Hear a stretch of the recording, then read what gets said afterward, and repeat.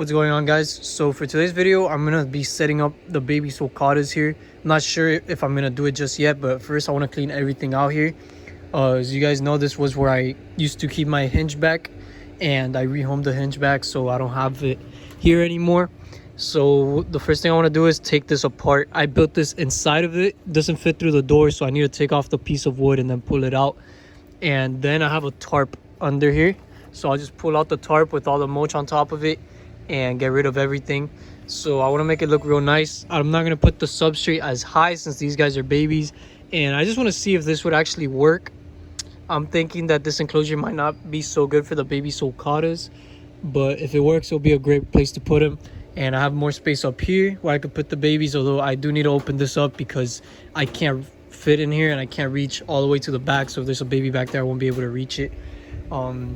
But yeah, this is just gonna be a test run. Either way, I won't be able to keep him here for that long because it's winter time now, so I do need to bring them inside at night on some nights. Right now it's not too bad because it's a little bit warmer, but next week it's gonna be another cold front, so I do need to bring them inside. All right, so I took out the wood already, and now I'm taking out all the mulch. So you can see I took it apart and threw it in here. Took out the plant too, which was already dying.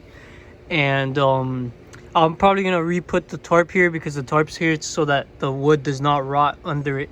So I want to see how the wood's doing under the tarp, and I'm gonna take out all this mulch now. All right, so here it is. I took out all the substrate and the tarp, and you can see this part is a little bit wet.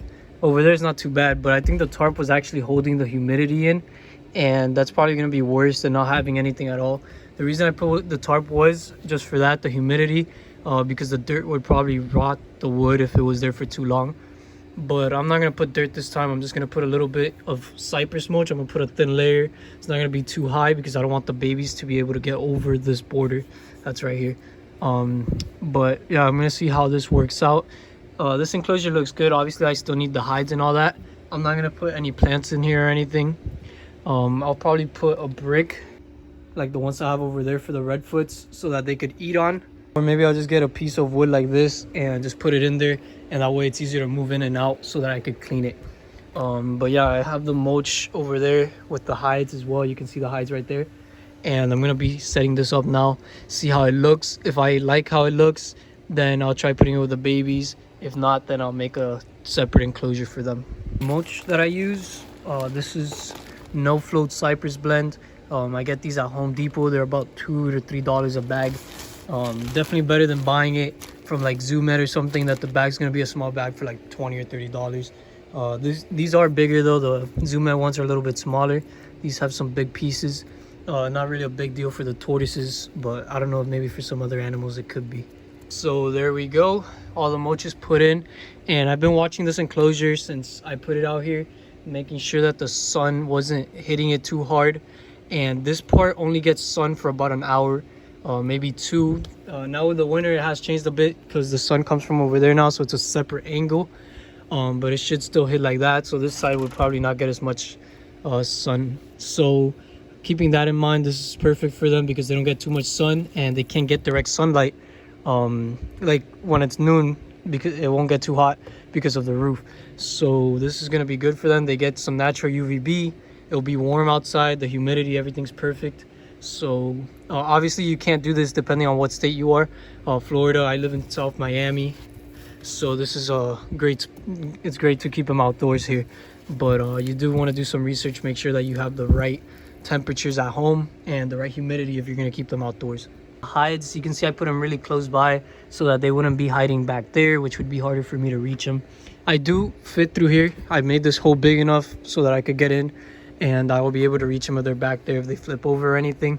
But if I could keep them close by, it's a lot simpler for me once I go to sell them or anything like that. So here are the babies now. So you can see I have some larger ones and some smaller ones, and that's how I'm able to tell them apart from the bloodlines. These are the youngest ones that I have and the oldest ones. These were born in June, I think, if I remember correctly. June or May. These guys were born in September, so I'll be able to tell them apart like that. And now see how they react with the new enclosure. I'll be home tomorrow all day, so I'll be able to monitor them very easily. I'll be watching them for the next couple hours and see how they react. They already ate today, so I'm not gonna feed them until tomorrow in that enclosure. So there we go. I put them all already inside. You can see some are already exploring. They're all a little bit shocked. Some are going into the hides because they're spooked. I think there's already one in here actually. Yeah, right there.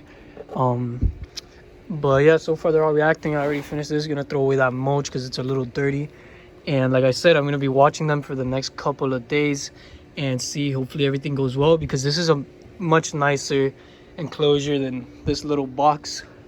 I'll be able to put more in here. Obviously I didn't put all of them in this one box, but we'll see. I'll keep you guys updated on this. I'll probably post a video in a couple days so that I could see how they react. So there we go. All the babies are inside this enclosure now. Have 35 babies left. Produced, I don't know exactly how many, but I'm guessing somewhere between 150 to 200 babies this year. A lot of them have already gotten new homes. And if you guys are interested in these, I could ship anywhere in the continental US, or you could pick up locally. Just make sure you send me a message on Instagram. I have the links in the description. If you don't have Instagram, I also have them on Facebook. But as you can see right there, that's something that I need to watch out for, because I don't want these guys flipping over.